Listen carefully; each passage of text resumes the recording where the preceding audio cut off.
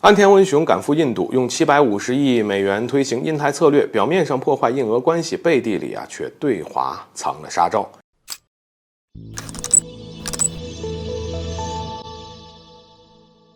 大家好，欢迎来到赵太阳观察室。近期，日本首相安田文雄赶在中俄领导人会晤之前赶往了印度，并且和印度总理莫迪进行了会面。有不少分析人士认为呢，日本政府近些年来并不老实啊，不仅正在积极的扩充军备，同时也在台海问题上对中国表露出了敌意，并且呢，还因为俄乌冲突的原因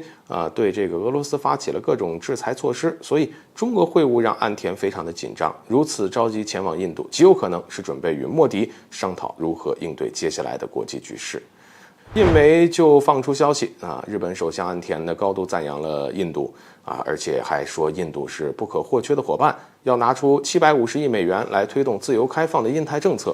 虽然岸田文雄并没有在这份印太政策中提及中国，但是却在莫迪面前不断诋毁俄罗斯，并且把俄罗斯称作迫使世界和平所面临的最根本挑战。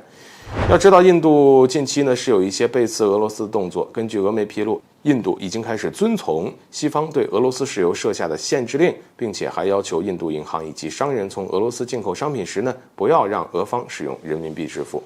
虽说印度这样的动作并不是要全面反俄，但是如今俄罗斯经济很困难不仅有大量的商场关门，最直接的就是俄罗斯去年的 GDP 下滑了 2.1%， 而石油和天然气贸易是俄罗斯现在唯一能够缓和经济压力的手段。印度拒绝采购高价的俄罗斯石油，但是呢，却愿意购买低价的俄罗斯天然气。这种唯利是图的嘴脸呢，让日本看到了打击俄罗斯的办法，甚至不惜豪掷750亿美元。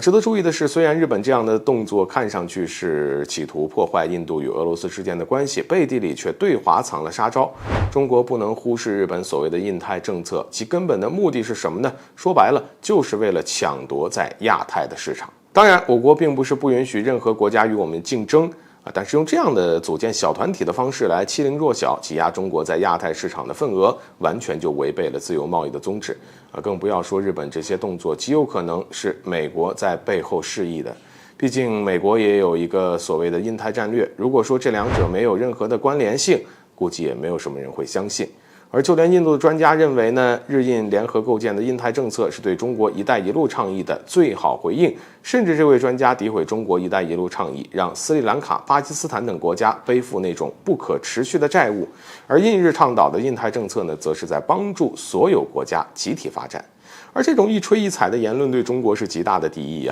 所以对于日印联合要构建印太政策，我国必须保持足够的警惕。当然，如果接下来这个印太政策有任何打压中国的动作，我们必须及时出手，掐断那些霸权国家对我们的痴心妄想。好了，本期节目就到这里，欢迎点赞转发，留下你的精彩评论。